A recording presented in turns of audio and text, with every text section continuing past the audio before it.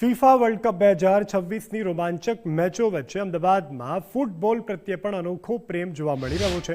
અહીંના 86 વર્ષીય નિવૃત્ત રેલવે કર્મચારી અને પૂર્વ રાષ્ટ્રીય ખેલાડી એન્ટોની જોસેફ આજે પણ યુવા પ્રતિભાઓને મેદાન પર ઘડી રહ્યા છે। તેમની આંખોમાં એક જ સપનું છે કે ભારત ક્યારે ફીફા વર્લ્ડ કપ રમશે।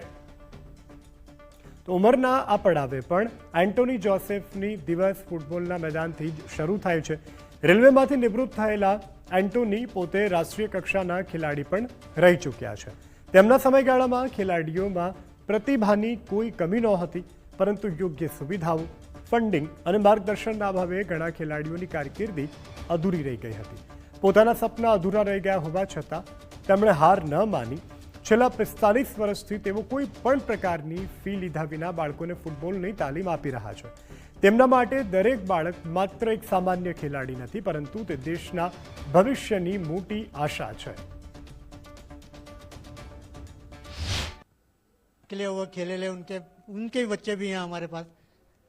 मॉर्निंग में इवनिंग में टाइम में पौना घंटे का प्रैक्टिस होता है यहाँ हमारे यहाँ, और क्योंकि लाइटिंग नहीं है इसलिए, और बच्चे लोग को मैं जल्दी छोड़ देता हूँ।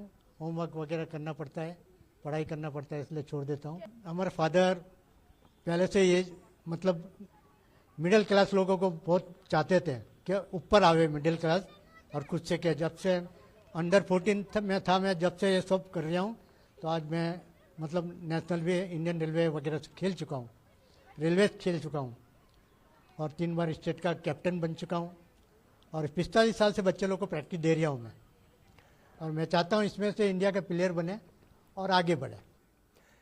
એન્ટોની જોસેફના માર્ગદર્શન હેઠળ ખેલાડીઓ રાજ્ય અને રાષ્ટ્રીય કક્ષાએ પણ પહોંચ્યા છે। ઘણા યુવાનોએ સ્પોર્ટ્સ કોટા હેઠળ સરકારી નોકરી પણ મેળવી છે।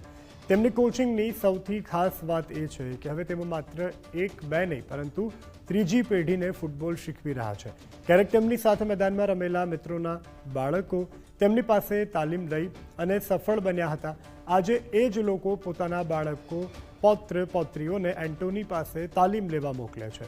ખેલાડીઓ પેઢી દર પેઢી તેમની પાસે રમતની બારીકાઈઓ શીખી અને મેદાન પર પોતાનું કૌશલ્ય બતાવી રહ્યા છે।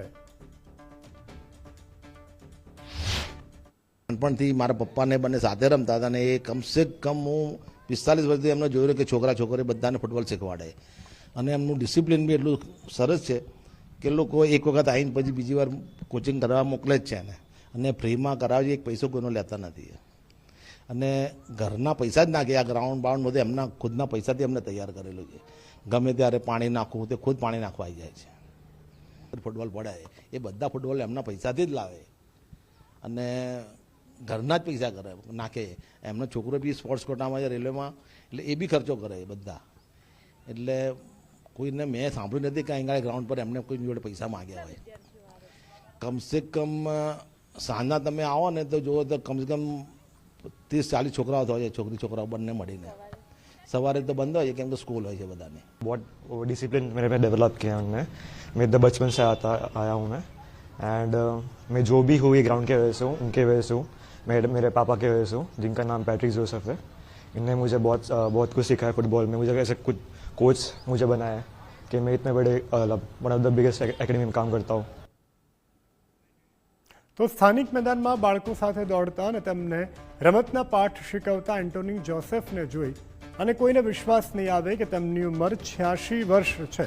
તેમની આંખોમાં આજે પણ એ જ ચમક છે અને દિલમાં એ જ સપનું છે કે એક દિવસ તેમના શિષ્યોમાંથી કોઈ એક ખેલાડી ભારતની જર્સી પહેરી અને ફીફા વર્લ્ડ કપના મેદાનમાં ઉતરે। આ જુસ્સો અને સમર્પણ એન્ટોની જોસેફને માત્ર કોચ નહીં, પરંતુ અમદાવાદના ફૂટબોલ જગતના સાચા માર્ગદર્શક બનાવે છે। તેમની આ નિસ્વાર્થ સેવા અને રમત પ્રત્યેની દીવાનગી આજે આખા શહેરના રમત પ્રેમીઓ માટે ખૂબ જ પ્રેરણારૂપ સાબિત થઈ રહી છે।